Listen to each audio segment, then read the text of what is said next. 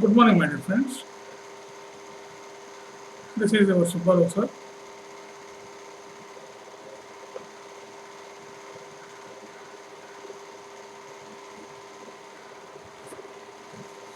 Right. మనకి ఈరోజు మన టాపిక్ ఏంటంటే new economic reforms. New economic reforms are economic reforms.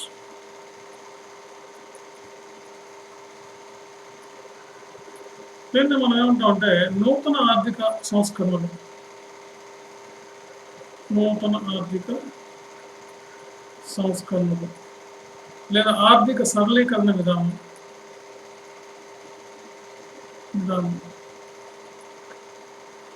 అని కూడా అనొచ్చు. ఆర్థిక సరళీకరణ విధానం. సో ఫ్రెండ్స్, ఈ టాపిక్ మనం చూసినట్లయితే సివిల్ సర్వీసెస్లో, సివిల్స్ ప్రిలిమ్స్లో కానీ, సివిల్స్ ప్రిలిమ్స్లో తర్వాత మనకి group 1 prelims, mains, group 1, group 2 లాంటి ఏ ఎగ్జామ్స్లో అయినా సరే మనకి న్యూ ఎకనామిక్ రిఫార్మ్స్ మీద మనకి క్వశ్చన్ అడిగి రిపీటెడ్గా మనకి ఈ క్వశ్చన్స్ అడుగుతుంటారు. కాబట్టి సివిల్స్ పాయింట్ ఆఫ్ వ్యూలో కానీ, గ్రూప్ 1 పాయింట్ ఆఫ్ వ్యూలో కానీ, గ్రూప్ 2 పాయింట్ ఆఫ్ వ్యూలో కానీ ఈ న్యూ ఎకనామిక్ రిఫార్మ్స్ లేదా ఆర్థిక సంస్కరణలు చాలా అవసరం. ఏంటి ఆర్థిక సంస్కరణలు? మన దేశంలో ఎవరు ప్రవేశపెట్టారు, ప్రజెంట్ ఎట్లా మన దేశంలో అమలు చేస్తున్నారంటే, ఇప్పుడు మన భారత ఆర్థిక వ్యవస్థను 2 రకాలుగా చెబుతాం. Free economic reforms, free economic reforms India, post economic reforms India. Post economic reforms India. Free అంటే ఆర్థిక సంస్కరణలు ప్రవేశపెట్టక ఉన్న ముందు కాదు. పోస్ట్ అంటే ఆర్థిక సంస్కరణలు ప్రవేశపెట్టినటువంటి కాదు, పెట్టిన తర్వాత కాదు. So pre India economic reforms, post economic reforms అని అంటారు. కాబట్టి ఆర్థిక సంస్కరణలను మన దేశంలో 1991లో ప్రవేశపెట్టారు. 1992 నుంచి ఇది ఇంప్లిమెంట్ చేయడం జరిగింది. దీన్ని ఎవరు ప్రవేశపెట్టారంటే అప్పటి ప్రధాని పివి నరసింహారావు గారు దీన్ని ప్రవేశపెట్టారు. పివి నరసింహారావు. అందుకే ఈయన్ని ఫాదర్ ఆఫ్ ఎకనామిక్ రిఫార్మ్స్ అని, ఫాదర్ ఆఫ్ ఎకనామిక్ రిఫార్మ్స్ అని, architecture of Indian economic reforms అని, భారత ఆర్థిక సంస్కరణల రూపశిల్పి అని, ఆర్థిక సంస్కరణల యొక్క పితామహుడు అని, ఆర్థిక సంస్కరణల యొక్క పితామహుడు అని ఈయన్ని పిలవడం జరుగుతుంది. అది ఈ ఆర్థిక సంస్కరణలు మొదటిగా చూస్తే బ్రిటిష్ దేశంలో ఉన్నాయి అప్పటికి. ఎట్లా అంటే ఫాదర్ ఆఫ్ ఎకనామిక్స్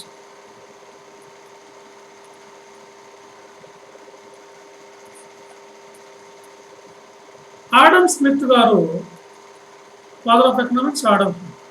ఈయన లైజ్ ఫైర్ థియరీ అని చెప్పి, ఒక థియరీని ఈయన ప్రవేశపెట్టారు. ఆ లైజ్ ఫైర్ థియరీ ఏంటంటే అంతర్జాతీయ వ్యాపారంలో ప్రభుత్వ జోక్యం ఉండకూడదు. No interference of government in international trade. No use interference of government. Government interference is limited అన్నమాట, పరిమితంగా ఉండాలి. అంతేగాని గవర్నమెంట్ డైరెక్ట్గా పార్టిసిపేట్ చేయకూడదు అని చెప్పేది లైజ్ ఫెయిర్ థియరీ. దానిలో భాగంగానే దీన్ని మనం ఏమంటామంటే ఫ్రీ ట్రేడ్ పాలసీ అంటే.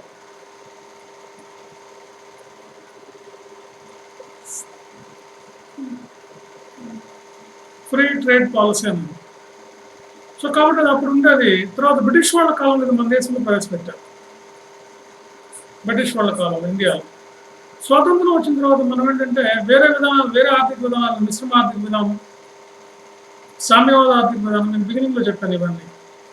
సామ్యవాద ఆర్థిక విధానం ఇవి అవలంబిస్తున్నాం కాబట్టి మన దేశంలో దీన్ని తొలగించేశారు. మరలా మనకి 1991-92లో మనకు అప్పటి ప్రధాని పివి నరసింహారావు గారు, అప్పటి ఆర్థిక మంత్రి మన్మోహన్ సింగ్ దీన్ని మళ్ళీ తిరిగి మన దేశంలో ప్రవేశపెట్టారు. మరి దీన్ని ప్రవేశపెట్టవలసినటువంటి ఆవశ్యకత ఏంటి? ఆవశ్యకత, నెసెసిటీ ఏంటి? నెసెసిటీ ఒకటి ఏంటంటే, మనకి ఎప్పటికీ విదేశీ మార్పు నిల్వలు $1 బిలియన్ మాత్రమే ఉన్నాయి. విదేశీ మార్పు నిల్వలు అంటే ఒక దేశం ఇంకో దేశంతో వర్తకం చేయడం వల్ల వచ్చేటటువంటి మిగులు, సర్ప్లస్ బిట్వీన్ 2 కంట్రీస్ ట్రేడ్ అన్నమాట. So balance of payments nothing but it's surplus between 2 countries. So 2 దేశాల మధ్య చేయడం వల్ల వచ్చినటువంటి ఆదాయం మనకు $1 బిలియన్ ఉంది. $1 బిలియన్ అంటే చాలా తక్కువ అన్నమాట. బడ్జెట్ గారు మనం కానీ చూసుకుంటే దగ్గర $500 బిలియన్ ఉన్నాయి మనకి ఎకనామిక్ సర్వే ప్రకారం. మనకు లేటెస్ట్ ఎకనామిక్ సర్వే ప్రకారం ఇంకా ఎక్కువ ఉన్నాయి, 500 అబోవ్ 500 ఉన్నాయి సర్వే ప్రకారం. కాబట్టి అందువల్ల మనం పెట్టవలసి వచ్చింది. రెండోది ఏంటంటే, ద్రవ్యోల్బణం బాగా పెరిగిపోయింది, ఇన్ఫ్లేషన్.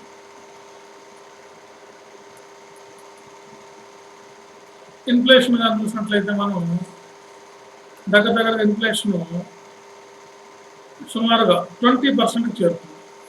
కొన్ని బుక్స్ 36% అని ఇచ్చారు, కొన్ని 12% అని ఇచ్చారు. సో ఏదేమైనప్పటికీ 12% అయినప్పటికీ కూడా మోర్ దెన్ 10 అనేది డేంజర్ టు ఎకానమీ. కాబట్టి మనకి ఇన్ఫ్లేషన్ దాదాపుగా 12% పైగా ఉందన్నమాట.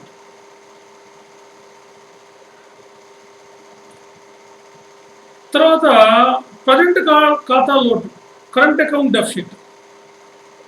మూడవది ఏంటంటే కరెంట్ అకౌంట్ డెఫిసిట్.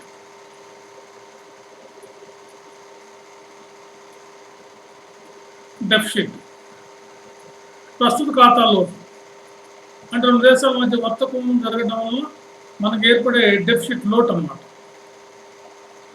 అది ఎంత ఉందంటే సుమారుగా 3 వంతులు ఉంది. అంటే 4కి 3, 3/4. ఇదొక సమస్య అన్నమాట. సో అందుకనే అప్పటి ఆర్థిక మంత్రి పివి నరసింహారావు గారు, అప్పటి ప్రధానమంత్రి పివి నరసింహారావు గారు, ఆర్థిక మంత్రి మన్మోహన్ సింగ్ గారు మన దేశంలో ఆర్థిక సంస్థలను ప్రవేశపెట్టాలని చెప్పి నిర్ణయించారు. దాని ఫలితం ఈ నూతన ఆర్థిక సంస్కరణలు ఈ ప్రైవేట్ రంగానికి పెద్దపీట వేస్తూ సరళీకరణ విధానానికి, ప్రపంచీకరణకు ఇది దారితీసింది.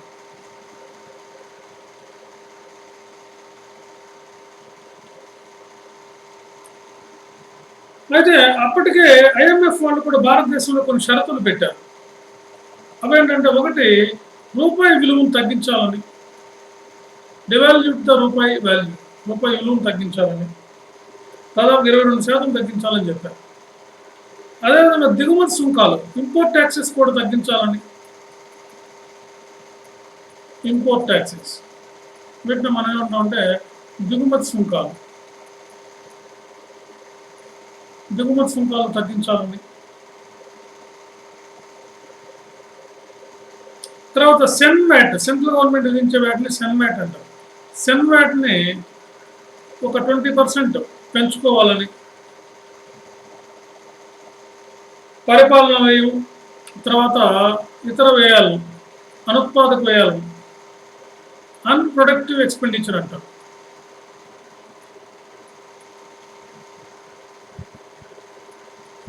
అన్ప్రొడక్టివ్ ఎక్స్పెండిచర్ అంటే ఏంటంటే పరిపాలన, అడ్మినిస్ట్రేటివ్ ఎక్స్పెండిచర్, సబ్సిడీస్, పెన్షన్స్, వీటన్నిటిని బాగా తగ్గించాలని చెప్పి, దాదాపు 10% తగ్గించాలని చెప్పి ఐఎంఎఫ్ సూచించింది. దీనిలో భాగంగా నూతన ఆర్థిక సంస్థలు మన దేశంలో ప్రవేశపెట్టవలసి వచ్చింది. మరి ఈ ఆర్థిక సంస్కరణలకు నిర్వచనం ఏంటి? దీన్ని ఎలా నిర్వచిస్తాం? డెఫినేషన్స్ ఏంటి?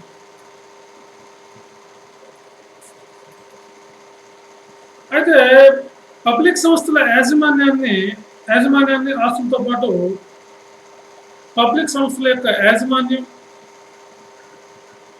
ఆస్తులు మరియు నిర్వహణను ప్రైవేట్ వాళ్ళకి ఇవ్వడం. ప్రభుత్వం యొక్క యాజమాన్యం, ఆస్తుల నిర్వహణ మొత్తం కూడా ప్రైవేట్ వ్యక్తులకు అప్పచెప్పడం. దాన్ని మనం ప్రైవేటీకరణ లేదా ఆర్థిక సంస్కరణలో భాగంగా చెప్పచ్చు.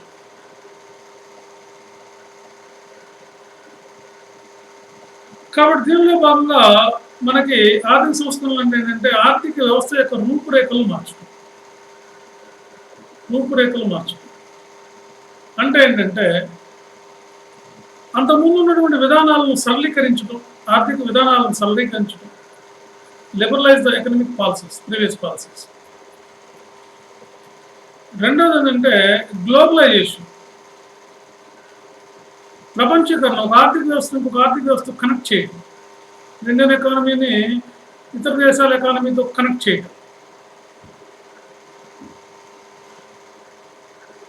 తర్వాత ప్రైవేటీకరణ, ప్రభుత్వ ఆస్తులను ప్రైవేట్ వ్యక్తి వాళ్ళకు అమ్మేయడం, ప్రైవేటీకరణ. ఈ 3 ఆర్థిక సంస్కరణలో భాగంగా మన దేశంలో ప్రవేశపెట్టారు. లిబరలైజేషన్, ఇంగ్లీష్లో దీన్ని liberalisation, privatisation, 3 globalisation. Liberalisation, privatisation, globalisation. ఈ మూడింటినే ఈ ఆర్థిక సంస్కరణలో భాగంగా దేశంలో ప్రవేశపెట్టడం జరిగింది. మరి ఆర్థిక సంస్కరణ లక్ష్యాలు ఏంటి?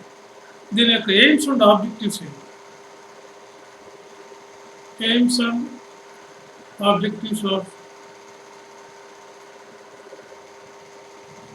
ఎకనామిక్ రిఫార్మ్స్ యొక్క లక్ష్యాలు. ఒకటేంటంటే ఆర్థిక వృద్ధి రేటును పెంచడం. ఎందుకంటే అప్పుడు వృద్ధి రేటు మనకి 3.5% కన్నా తక్కువ ఉంది. ఆర్థిక వృద్ధి రేటును పెంచడం.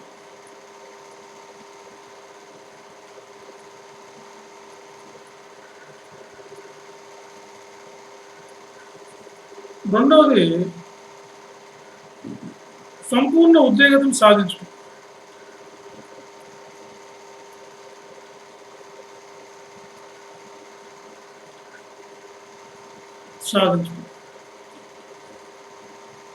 మూడవది ఏంటంటే ఉపాధి విస్తరించడం, ఉపాధిని expansion of employment, generating employment. నాలుగవది ఆర్థిక అసమానతను తొలగించడం.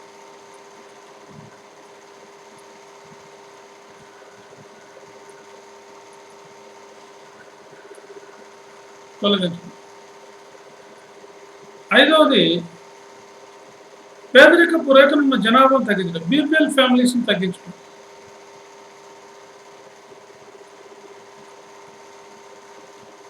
ఆరవది ఏంటంటే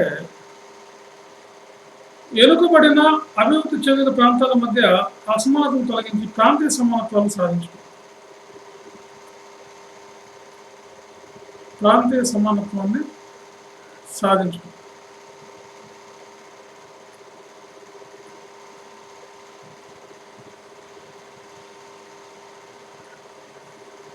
సో ఈ లక్ష్యాలతో మన దేశంలో ఆర్థిక సంస్కరణలు ప్రవేశపెట్టారు. మరి సంస్కరణలోని ముఖ్య అంశాలు ఏంటి? ముఖ్య అంశాలు హైలైట్స్ ఏంటి?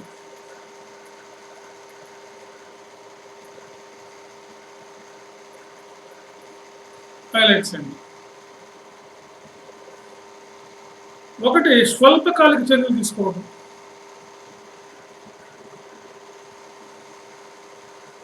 రెండు, దీర్ఘకాలిక చర్యలు.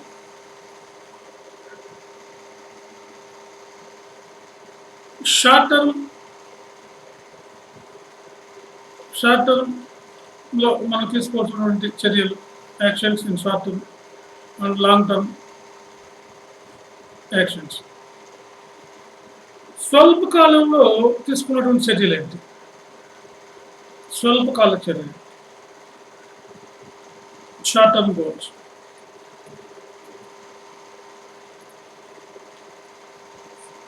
స్వల్పకాలంలో తీసుకోవాల్సినటువంటి చర్యలు ఏంటి?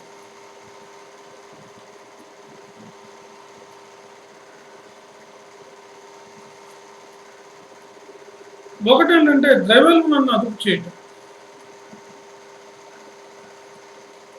ద్రవ్యోల్బణాన్ని అదుపు చేయడం అంటే ధరల పెరగడాన్ని నియంత్రించడం. To control the inflation,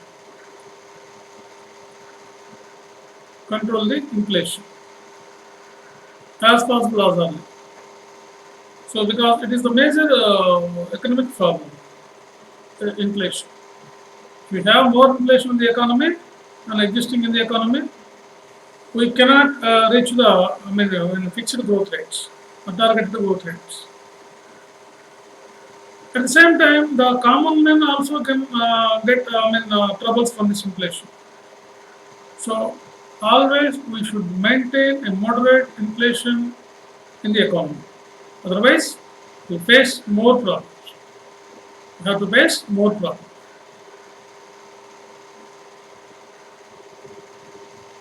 right. స్వల్పకాలికంలో ద్రవ్యోల్బణం అదుపు చేయటం. తర్వాత రెండవది కోసి సర్దుబాట్లు, ఫిజికల్ అడ్జస్ట్మెంట్స్ అంటారు ఇంగ్లీష్లో. ఫిజికల్ అడ్జస్ట్మెంట్స్, కోశపరమైనటువంటి సర్దుబాట్లు.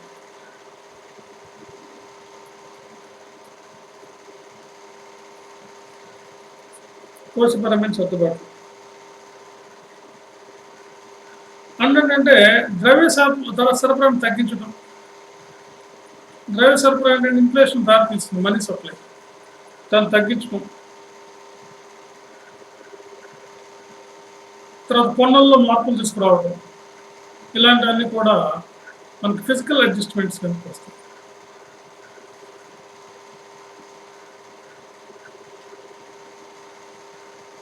రైట్.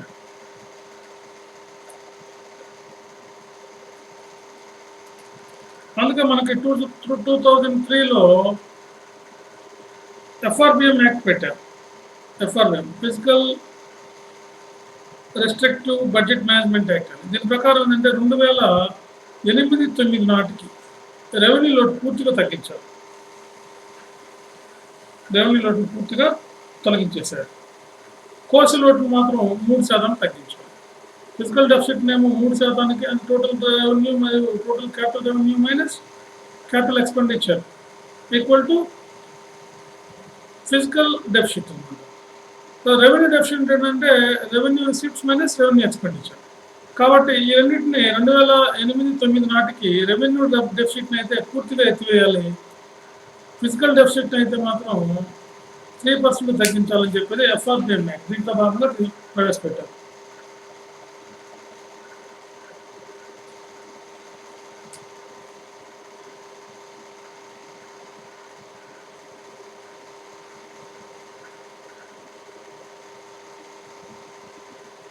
తర్వాత ఈ కోర్సు లోటును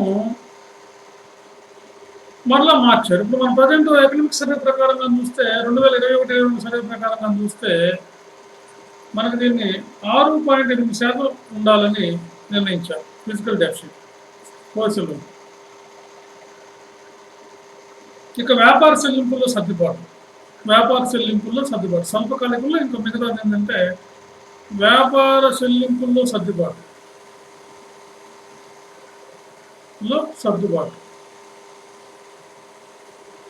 వ్యాపార చెల్లింపుల్లో సర్దుబాటుగా చూసినట్లయితే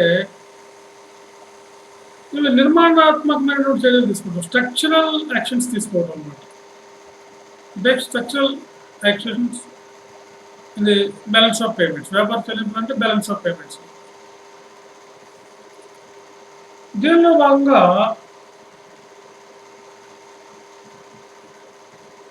మనకేం చేశారంటే రూపాయి విలువను తగ్గించారు. 1991లో రూపాయి విలువను 18-19% మధ్యలో తగ్గించారు. దిగుమతి సుంకాలు 13-30% వరకు తగ్గించారు అన్నిటి మీద. అంటే 13-30 వరకు ఉన్నటువంటి వాటిని తగ్గించారు.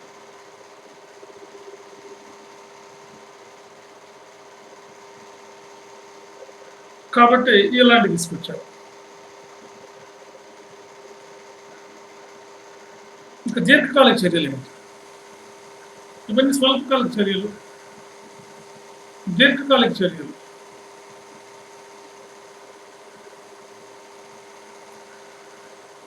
దీర్ఘకాలిక చర్యలు అంటే ఏంటంటే, ఒకటి సరళీకరణ, లిబరలైజేషన్. లిబరలైజేషన్. 2 ప్రైవేటీకరణ, privatisation.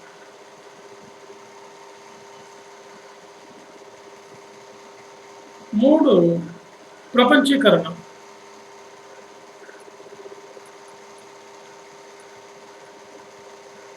Globalisation. Liberalisation, privatisation, globalisation. First సరళీకరణ అంటే ఏంటో చూద్దాం.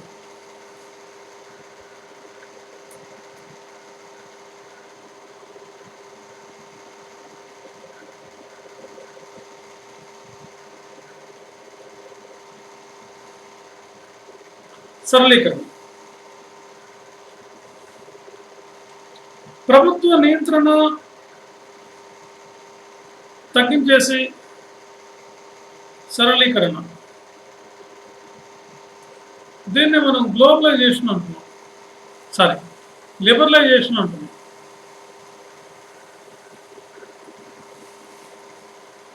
సో సరళీకరణలో మెయిన్ ఏంటంటే ప్రభుత్వ నియంత్రణ లేకుండా చేయటం, ఆర్థిక విధానాలను, కేంద్రీకృత ఆర్థిక విధానాలను,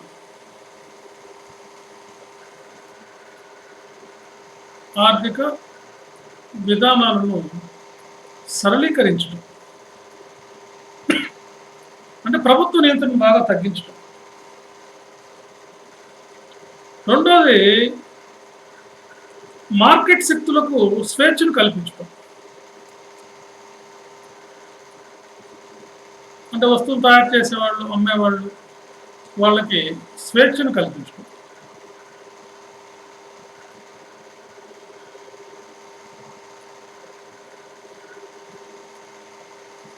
మూడోది ఏంటంటే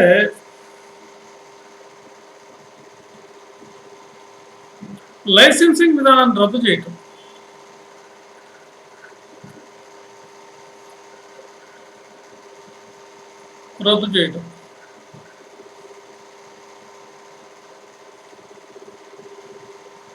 నాలుగవది అంటే దీంట్లో భాగంగా ఏం చేశారంటే 18 పరిశ్రమలు తప్ప మిగతా వాటన్నిటికి licence తీసివేశారు. The lifting the licenses except 18 industries only needed licensing. Rest of the industries are now need getting licenses from the government. That means the lifting licenses, large system from India. Licensing విధానాన్ని రద్దు చేయడం.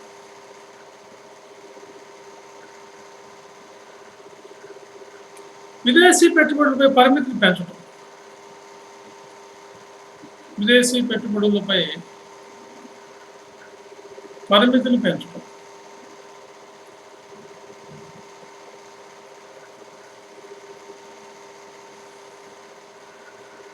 తర్వాత విదేశీ మారక నిల్వలకు సంబంధించినటువంటి విదేశీ మారక నిల్వలకు సంబంధించిన అంశాలను కూడా సరళీకరించడం.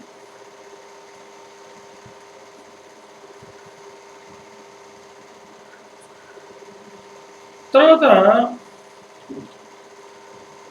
విదేశీ ప్రత్యక్ష పెట్టుబడులను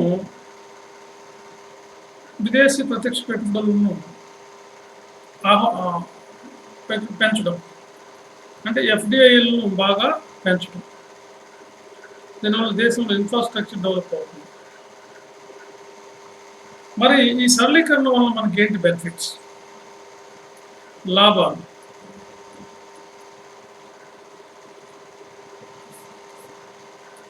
ఒకటి ఏంటంటే సాంకేతిక పరిజ్ఞానాన్ని, విదేశీ సాంకేతిక పరిజ్ఞానాన్ని బాగా వాడుకోవచ్చు.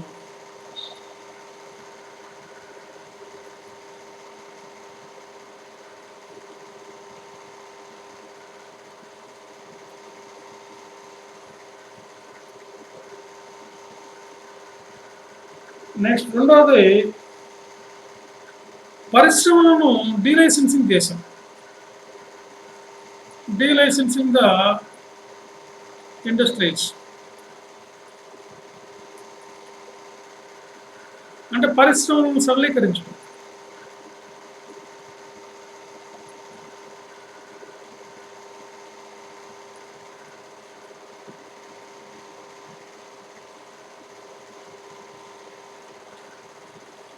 మూడవది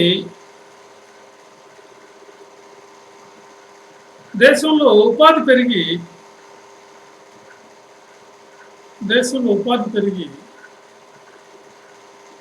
ఉపాధి మీన్స్ ఎంప్లాయ్మెంట్ పెరిగి పేదరికం నిరుద్యోగం కొంతవరకు తగ్గాయి. పేదరికం నిరుద్యోగం తగ్గాయి. పావర్టీ అన్ఎంప్లాయ్మెంట్ రెండు తగ్గాయి.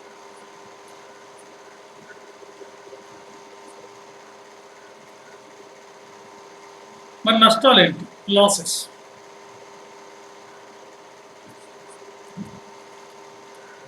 ఒకటి ఏంటంటే విదేశీ వాణిజ్యం పెరగడం వల్ల విదేశాలపై ఆధారపడాల్సి వస్తుంది. విదేశాలపై ఆధారపడడం.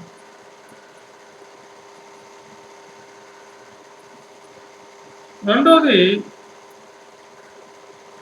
శాస్త్ర సాంకేతిక విధానాలపై ఆధారపడటం.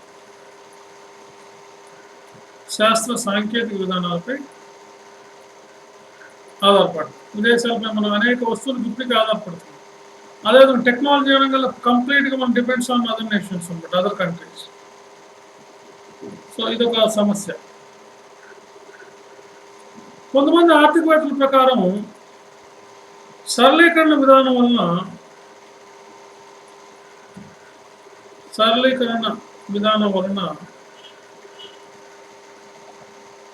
దేశంలో ఆర్థిక వ్యవస్థలో విధానం వలన దేశీయ సంస్థలు దెబ్బతిన్నాయి.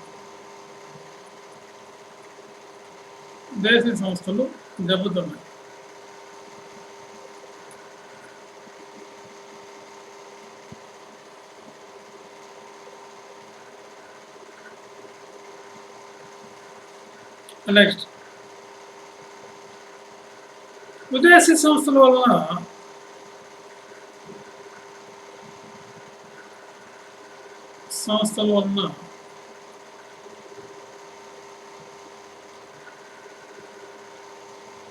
దేశంలో ఆర్థిక వ్యవస్థలో అసమతుల్యం ఏర్పడింది. కాబట్టి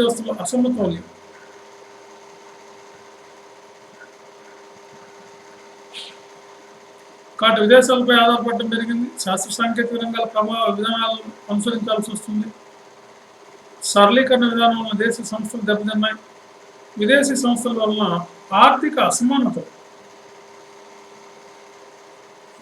పెరిగింది. నెక్స్ట్ రెండవది ప్రైవేటీకరణ. రెండవ దీర్ఘకాలిక చర్య ఏంటంటే మనకి ప్రైవేటైజేషన్.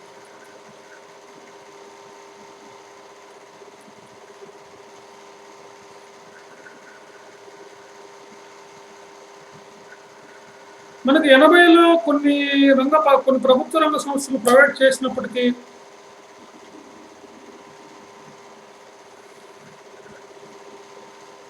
మనకు ఆర్థిక సంస్కరణల కాలంలోనే దీనికి ఎక్కువగా ప్రాధాన్యత ఇవ్వడం జరిగింది.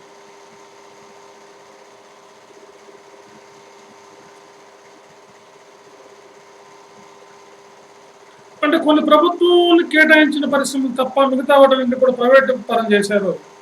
అలా మనకి ప్రజెంట్ ఏం చేశారంటే ప్రభుత్వ ఆధీనంలో ఉన్నవి ఫస్ట్ 8 రకాల పరిశ్రమలు ప్రభుత్వ ఆధీనంలో పెట్టారు. ఆ తర్వాత ప్రస్తుతం అయితే 2 పరిశ్రమలే ఉన్నాయి ప్రభుత్వ ఆధీనంలో.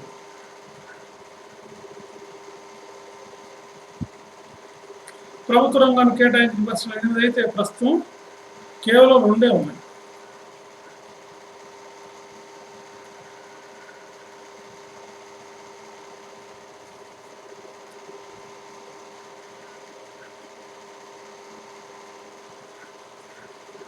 దీని విదేశాల్లో అప్పటికి పీటర్ డక్కర్ అనే ఎకానమిస్టు, ఇంగ్లాండ్లో మార్గరెట్ థాచర్, రష్యాలోనూ ఈ విధానాలు అంతకుముందు ఉన్నాయి.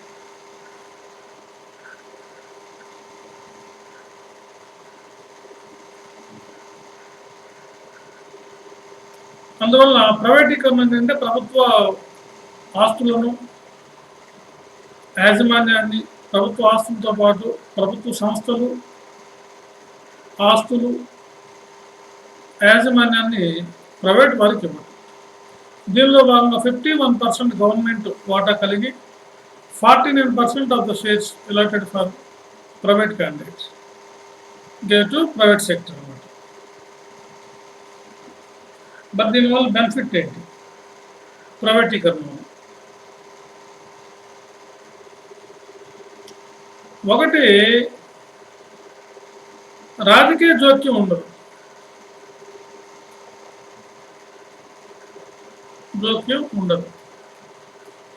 No political interference.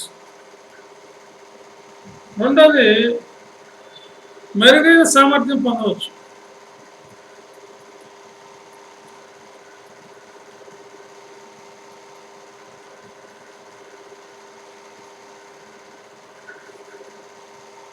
మూడోది,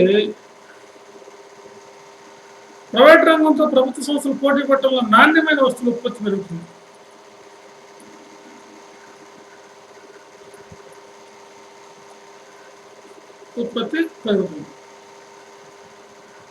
మరి దీనివల్ల నష్టాలు కూడా ఉన్నాయని చెప్పి ఆర్థికవేత్తలు విమర్శించారు.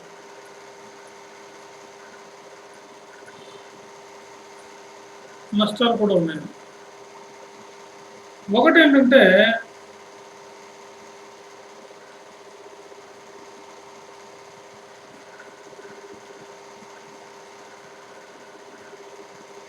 ప్రైవేటీకరణ వల్ల ప్రైవేటు లాభాపేక్షతో పనిచేస్తుంది.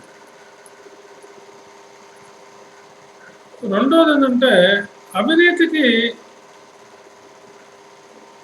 తావు ఏర్పడుతుంది.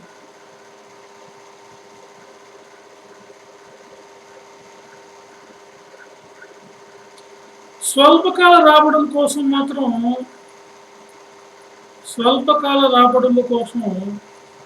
ప్రైవేట్ పరం చేయకూడదు. దానివల్ల ప్రైవేట్కి నష్టం జరుగుతుంది. తర్వాత శ్రామిక శక్తి దెబ్బతింటుంది. శ్రామిక శక్తి అంటే వీళ్ళు పెద్ద సంక్షేమానికి పెద్ద చర్యలు చేపట్టారు. సంక్షేమానికి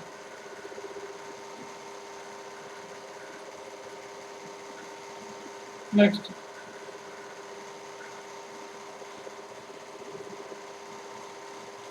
ప్రైవేటీకరణ అందరికీ ఆమోదయోగ్యంగా ఉండాలి.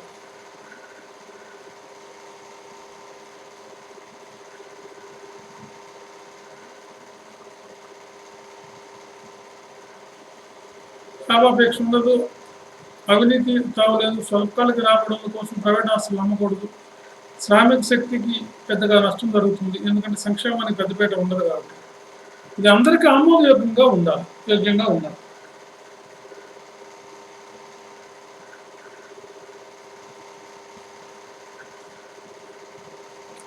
మన దేశంలో ప్రైవేటీకరణను వివిధ పేర్లతో పిలుస్తారు. ఒకటి ఏంటంటే డిజిన్వెస్ట్మెంట్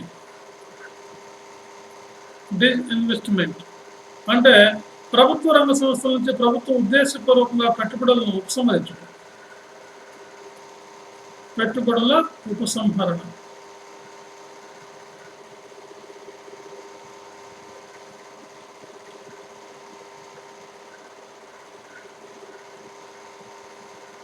రైట్. నెక్స్ట్, ప్రపంచీకరణ.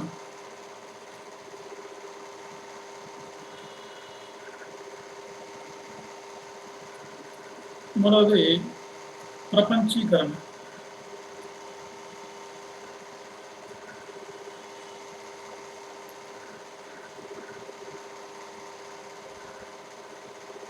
ప్రపంచీకరణ ఏంటంటే ఒక ఆర్థిక వ్యవస్థ మరొక ఆర్థిక వ్యవస్థతో స్వేచ్ఛగా వర్తక వాణిజ్యాలు చేసుకోవడం కోసం కావాల్సినటువంటి ప్రోత్సాహకాలను, కావాల్సినటువంటి సౌకర్యాలు కల్పించడం. ఒకటి చెప్పొచ్చు అట్లా. రెండోది ఒక ఆర్థిక వ్యవస్థను వేరొక ఆర్థిక వ్యవస్థతో అనుసంధానం చేయటం, కలపడం. ఇంకొక విధంగా చెప్పాలంటే ఒక దేశం తన ఎక్స్‌పోర్ట్స్ కానీ, ఇంపోర్ట్స్ కానీ ఈజీగా మరొక దేశానికి చేయొచ్చు. మరొక దేశం ఈ దేశానికి చేయొచ్చు. దీన్ని ప్రపంచీకరణ అంటాం. Present the world called as global village. దీన్ని మనం గ్లోబలైజేషన్ అని, ప్రపంచీకరణ అని అంటున్నాం. గ్లోబలైజేషన్ అని కూడా అంటాం. గ్లోబలైజేషన్.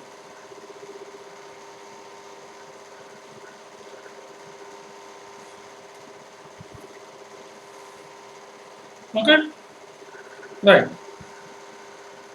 అంటే ఎలాంటి బ్యారియర్స్ ఉండకూడదు. No barriers of international trade. That means మన country can import easily goods and services from other countries. మరి దీనివల్ల లాభాలేంటి? ప్రపంచీకరణ వల్ల మనకు కలిగినటువంటి లాభాలేంటి? బెనిఫిట్స్.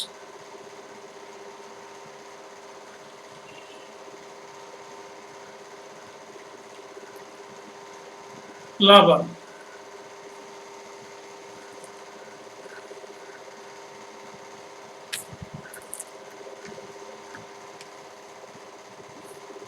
దీనివల్ల మనకు కలిగినటువంటి లాభాలేంటి? ఒకటి, ఇది మూలధన విస్తరణకు బాగా ఉపయోగపడుతుంది ప్రపంచీకరణ.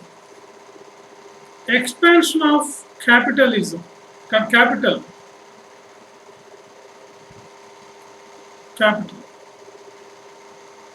మూలధన విస్తరణ. రెండోది ఏంటంటే విదేశీ రుణాన్ని తగ్గిస్తుంది.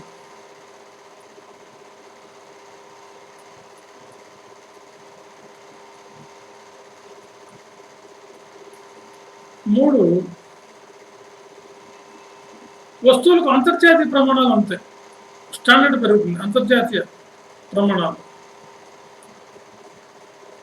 అంటే వరల్డ్ వైడ్ స్టాండర్డ్ అనమాట, హై స్టాండర్డ్ మన్నికల వస్తువు తయారవుతుంది. నాలుగోది, ఎగుమతులు దిగుమతులు పెరుగుతాయి.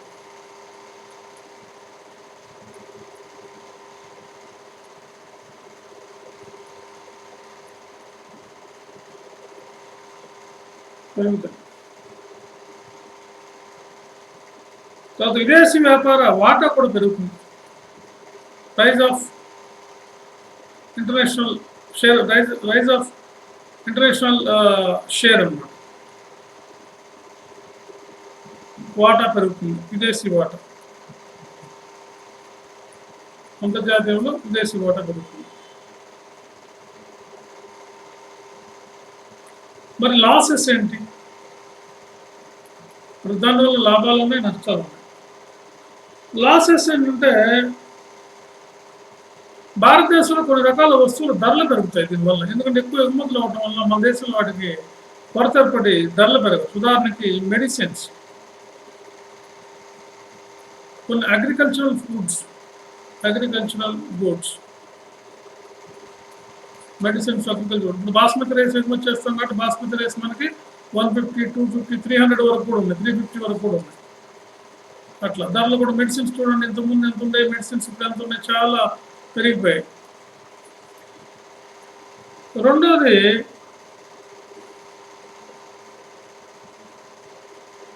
వ్యవసాయంపై ప్రభావం పడే అవకాశం ఉంది. వ్యవసాయంపై, అగ్రికల్చర్ దెబ్బతింటుంది. ఆల్రెడీ మన అగ్రికల్చర్ దెబ్బతింది. ప్రపంచ వ్యవసాయంతో మన వ్యవసాయాన్ని పోల్చలేదు. సబ్సిడీలు తక్కువ ఉన్నాయి, అన్ని తక్కువ ఉన్నాయి మన దేశంలో. విత్తనాల ధరలు పెరిగిపోతున్నాయి, రైతులు అధికమవుతున్నారు, చిన్నకారు రైతులు ఆత్మహత్యలు పెరుగుతున్నాయి. ఇవన్నీ కూడా ఈ ప్రపంచీకరణ ప్రభావం.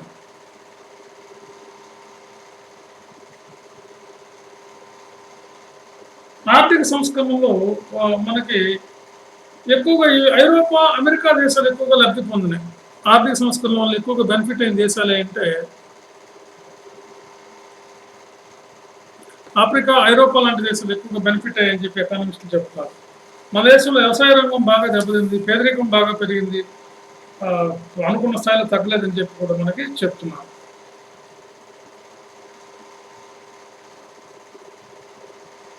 మరి ఆర్థిక సంస్కరణల యొక్క దశలు ఎలా ఉంది చూద్దాం. ఆర్థిక సంస్కరణల యొక్క దశలు. Stages of economic reforms. Stages of economic reforms.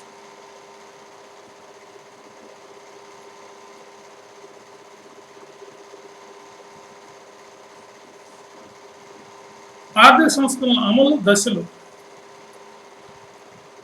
ఆర్థిక సంస్కరణల యొక్క అమలు దశలు.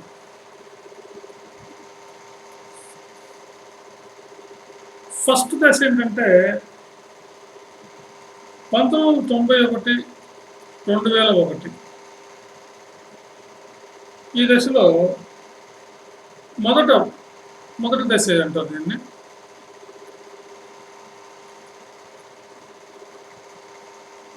ఈ దశలో పారిశ్రామిక రంగం,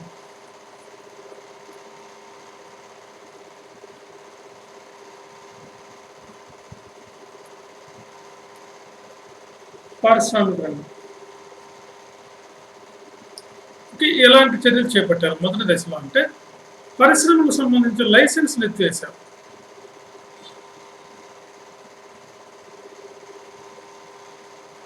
ప్రస్తుతం 5 పరిశ్రమలు తప్ప మిగతా వాటికి నో లైసెన్సెస్ అవసరం లేదు.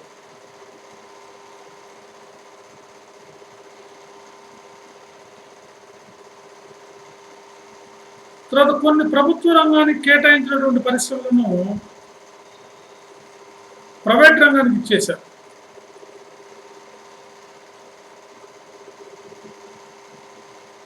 విదేశీ పెట్టుబడులపై ఆంక్షలు తొలగించడంతో పాటు విదేశీ పెట్టుబడులు ఫ్రీగా దేశంలో గెలవ చేయడంతో పాటు కొన్ని రకాల పరిశ్రమలకు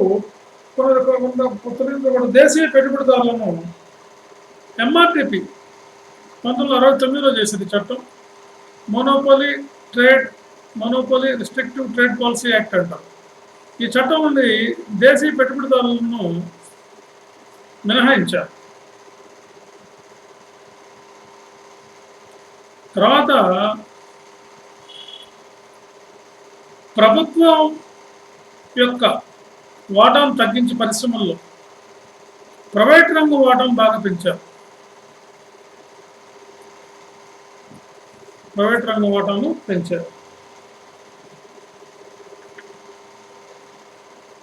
ప్రభుత్వ రంగ సంస్థల్లో అసమర్థతను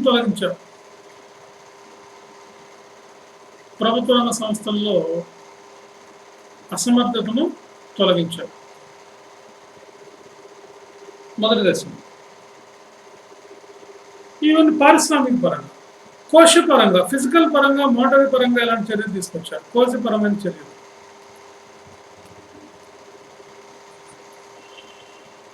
ఫిజికల్ మెజర్మెంట్స్.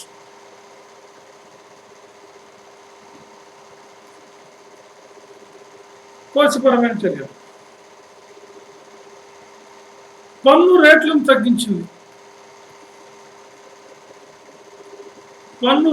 తగ్గించి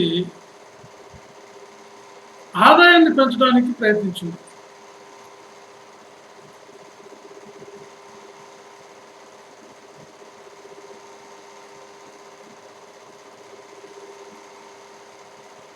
రెండోది, రాజా చెల్లయ్య చెప్పినటువంటి పన్ను సంస్కరణలను అమలు చేసింది.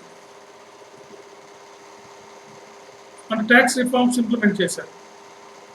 ఇక్కడ ట్యాక్స్ రేట్స్ తగ్గించి ట్యాక్స్ రెవెన్యూ పెంచడానికి ట్రై చేశారు. పన్ను సంస్కరణలు అంటే కమిటీ చేశారు. రాజా చెల్లయ్య కమిటీ చెప్పినటువంటి వాటిని అమలుపరిచారు.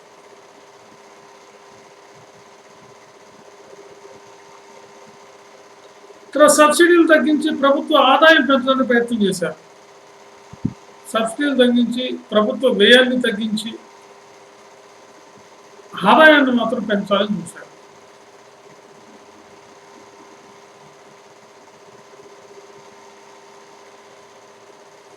తర్వాత ప్రభుత్వ ఉద్యోగాలను తగ్గించి ఉద్యోగ పరిమాణాన్ని అంటే డౌన్ సైజింగ్ ద ఎంప్లాయ్మెంట్ అంటే గవర్నమెంట్ జాబ్స్ అన్నమాట తగ్గించి యూజర్ ఛార్జెస్ను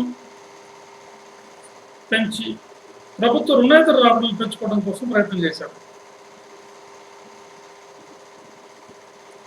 తర్వాత స్టాట్యుటరీ లిక్విడిటీ రేషియోను, అంటే ఆర్బీఐ విధించేటువంటి ఎస్ఎల్ఆర్ను, సిఆర్ఆర్ను, ఎస్ఎల్ఆర్, సిఆర్ఆర్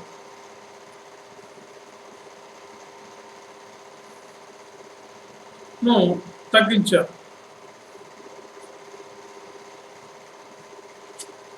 తర్వాత విదేశీ రంగం, మూడవ రంగం విదేశీ రంగం.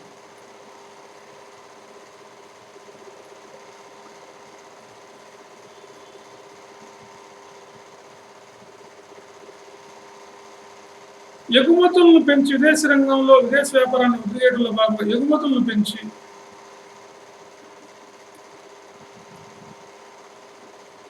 దిగుమతులను తగ్గించారు.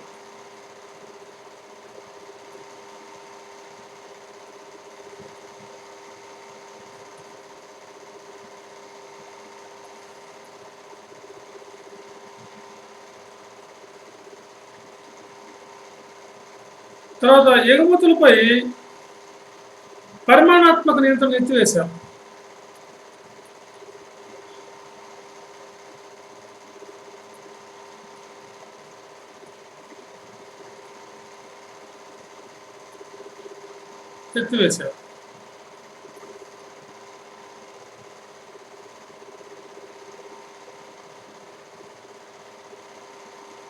తర్వాత దిగుమతులపై సుంకాలు తగ్గించారు.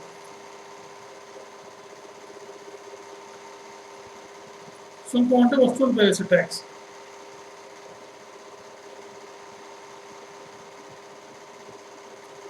తర్వాత పరిశ్రమల పోటీ పెంచడం కోసం ఎస్సీజెడ్లను ఏర్పాటు చేశారు. సెజ్లో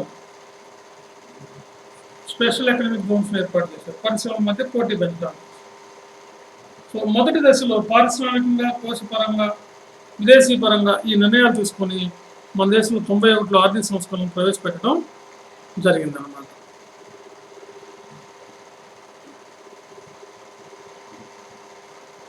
కాబట్టి ఒక్కసారి మనం క్విక్గా రివిజన్ కానీ చేసినట్లయితే ఏంటి ఆర్థిక సంస్కరణలు. సో ఆర్థిక సంస్కరణలు మనకి పివి నరసింహారావు, మన్మోహన్ సింగ్ కాలంలో ప్రవేశపెట్టారనుకున్నాం. సో ఇటు యొక్క నెసెసిటీ ఏంటంటే మనకు అప్పుడు ఉన్నటువంటి ద్రవ్యోల్బణం తక్కువగా ఉండటం, ద్రవ్యోల్బణం ఎక్కువగా ఉండటం, దేశీయ మార్గ నిల్వలు బాగా తక్కువగా ఉండటం, కరెంట్ అకౌంట్లో డెఫిసిట్ ఉండటం, రూపాయి విలువ బాగా తగ్గించడం, తర్వాత ఇంపోర్ట్ ట్యాక్స్ ఎక్కువగా ఉండటం మొదలైన కారణాల వలన మనకి ఇది పెట్టవలసి వచ్చింది. మరి నిర్వచనంగా చూసినట్లయితే దీన్ని ఏం చెప్తున్నారంటే ప్రభుత్వ యాజమాన్యాన్ని, ఆస్తులను, నిర్వహణ ప్రైవేట్ వాళ్ళకి ఇచ్చేయటమే అంటున్నారు. మొత్తం మీద ఆర్థిక సంస్కరణలు అంటే ఆర్థిక వ్యవస్థలో యొక్క రూపురేఖలు మార్చి ఆర్థిక వ్యవస్థలో నూతన మార్పులు తీసుకురావడం. To take changes in the economy, nothing but economic reforms. దానిలో భాగంగా సరళీకరణ, గ్లోబలైజేషన్, ప్రైవేటైజేషన్ మనకి తీసుకురావడం జరిగింది. మరి దీని యొక్క లక్ష్యాలు ఏంటి? ఆర్థిక వృద్ధి రేటుని పెంచడం, ఎకనామిక్ గ్రోత్ రేట్ని పెంచడం, సంపూర్ణ ఉద్యోగిత అంటే full employment, to achieve full employment. తర్వాత ఉపాధిని విస్తరించడం, ఎక్స్పాన్షన్ ఆఫ్ ఎంప్లాయ్మెంట్ అన్నమాట. ఆర్థిక అసమానతను తొలగించడం, బీపీఎల్ పరిమాణాన్ని తగ్గించడం, ప్రాంతీయ సమానత్వాన్ని సాధించడం మొదలైనవి దీనిలో భాగంగా మనకి ఈ లక్ష్యాలతో ఆర్థిక సంస్కరణలు 1991లో అప్పటి ఆర్థిక మంత్రి, అప్పటి ప్రధానమంత్రి దీన్ని ప్రవేశపెట్టారు. దీన్ని 2 రకాల చర్యలు తీసుకుంటారు ఇక్కడ: స్వల్పకాలిక చర్యలు, దీర్ఘకాలిక చర్యలు. స్వల్పకాలిక చర్యల్లో భాగంగా మనకి దాన్ని చూస్తే ద్రవ్యోల్బణం తగ్గించడం, ఫిజికల్ అడ్జస్ట్మెంట్స్ చేయటం, ద్రవ్య సరఫరా, మనీ సరఫరాను తగ్గించడం, విదేశీ చెల్లింపుల్లో సర్దుబాట్లు, అడ్జస్ట్మెంట్ అండ్ పేమెంట్స్ అన్నమాట, foreign payments are balance of payments మొదలైన చర్యలు తీసుకురావడం జరిగింది.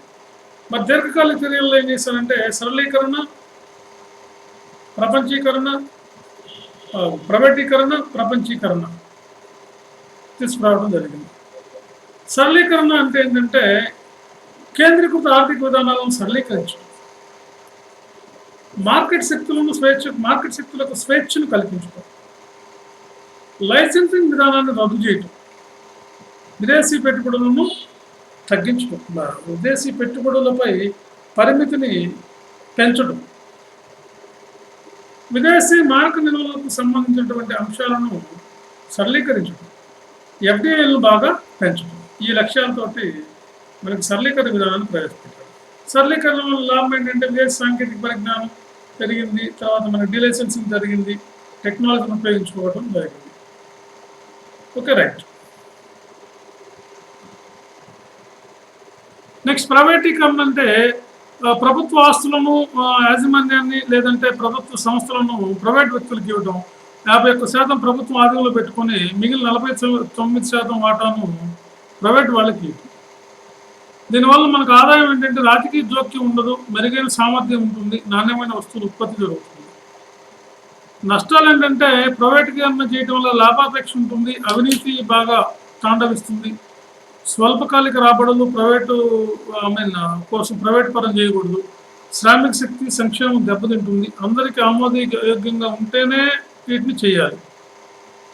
మన దేశంలో దీన్ని డిజిన్వెస్ట్మెంట్ అని కూడా అంటారన్న, పెట్టుబడులను ఉపసంహరించడం. ప్రపంచీకరణ అంటే ఒక ఆర్థిక వ్యవస్థ ఇంకొక ఆర్థిక వ్యవస్థతో అనుసంధానం చేయటం అనుకున్నాం. ఒక ఆర్థిక వ్యవస్థను ఇంకొక ఆర్థిక వ్యవస్థకు అనుసంధానం చేయటం. ప్రభుత్వం ఒక దేశం స్వేచ్ఛగా విదేశాలకు వస్తువులను దిగుమతులు చేసుకోవడం కోసం ఎలాంటి నిబంధనలు, ఎలాంటి అడ్డంకులు లేకుండా చేయడాన్నే మనం ఇక్కడ అనొచ్చు. మరి దీనివల్ల లాభాలు ఏంటంటే మూలధన విస్తరణ జరుగుతుంది, విదేశీ లాభాలు తగ్గిస్తుంది, అంతర్జాతీయంగా మనకి అవకాశాలు పెరుగుతాయి, దిగుమతులు పెరుగుతాయి, విదేశీ వాటా బాగా పెరుగుతుంది అంతర్జాతీయ వ్యాపారం. నష్టాలు ఏంటంటే ఇన్ఫ్లేషన్ పెరుగుతుంది, ధరలు పెరుగుతుంటాయి, గ్లోబల్ టెర్రరిజం అనేది ఒకటి వస్తుంది, వ్యవసాయం బాగా దెబ్బతింటుంది, మెడిసిన్స్ లాంటివి కూడా మనకి మన దేశంలో ధరలు పెరిగే అవకాశం ఉంది, ఎక్కువ ఎగుమతులు చేయటం వల్ల చెప్తున్నారు. మరి ఇక ఆర్థిక సంస్కరణ దశలుగా చూస్తే మనం 3 దశలు చెప్పొచ్చు ఇక్కడ. 91 నుంచి 2001 వరకు మొదటి దశలో పారిశ్రామిక రంగానికి చూస్తే లైసెన్సులు ఎత్తివేశారు. కేవలం 5 పరిశ్రమలకు మాత్రమే లైసెన్సెస్ కావాలి ప్రభుత్వం వాటికి అని చెప్పారు, మిగతా వాటి లైసెన్సులు అవసరం లేదు. అదేవిధంగా ఎంఆర్టీపీ చట్టాన్ని కూడా మనకి దేశీయ పెట్టుబడిదారులకు అవకాశాలు కల్పించారు. ప్రభుత్వ రంగ సంస్థల్లో అసమర్థతను తగ్గించి సమర్థతను పెంచడం కోసం ఇది బాగా ఉపయోగపడుతుందని చెప్పి మనం చెప్పొచ్చు. తర్వాత కోశపరమైన చర్యల్లో భాగంగా పన్ను రేట్లను తగ్గించారు, పన్ను సంస్కరణలు తీసుకొచ్చారు, సబ్సిడీలు వ్యయాన్ని బాగా తగ్గించారు, ప్రభుత్వ ఉద్యోగుల పరిమాణాన్ని తగ్గించి యూజర్ ఛార్జెస్ లాంటి నాన్ రెవెన్యూ మెథడ్స్ని పెంచడం జరిగింది. తర్వాత ఆర్బీఐ విధించేటువంటి మనకి ఎస్ఎల్ఆర్ సిఆర్ఆర్ని కూడా బాగా తగ్గించారు, 35 నుంచి మనకి బిలో 20 తీసుకొచ్చారు. ఇక విదేశీ రంగానికి కానీ చూసుకుంటే ఎగుమతులు పెంచడం, దిగుమతులు తగ్గించడం అనేది లక్ష్యంగా పెట్టుకున్నారు ఆర్థిక సంస్కరణలో భాగంగా. తర్వాత పరిమాణాత్మక నియంత్రణలు ఎత్తివేశారు. తర్వాత దిగుమతి సుంకాలను కూడా మన వాళ్ళు చాలా వరకు తగ్గించి సెజ్లను కూడా ఏర్పాటు చేయడం జరిగింది. దీనివల్ల మన దేశంలో పరిశ్రమల మధ్య పోటీ పడి ప్రపంచ స్థాయి పరిశ్రమలకు ధీటుగా భారతీయ పరిశ్రమలు ఎదగడానికి ఆర్థిక సంస్కరణలు ఎంతగానో ఉపయోగపడ్డాయని చెప్పి మనం చెప్పొచ్చు. అది ఇంప్లిమెంటేషన్లో మనకు మొదటి స్టేజ్లో పరిశ్రమలకు వీటి మీద ఎక్కువగా కాన్సన్ట్రేట్ చేయడం జరిగిందని చెప్పి మనం చెప్పొచ్చు. కాబట్టి ఆర్థిక సంస్కరణలో భారత ఆర్థిక వ్యవస్థ రూపురేఖలను మాపేయడంలో ఎలాంటి సందేహం లేదు.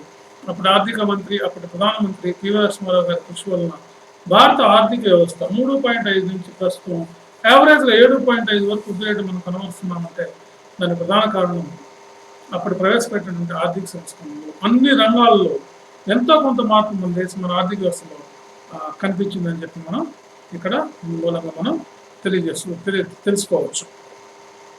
సో ఇంకా మనం next second stage, third stage ఇవన్నీ కూడా మనం నెక్స్ట్ సెషన్లో తెలుసుకుందాం.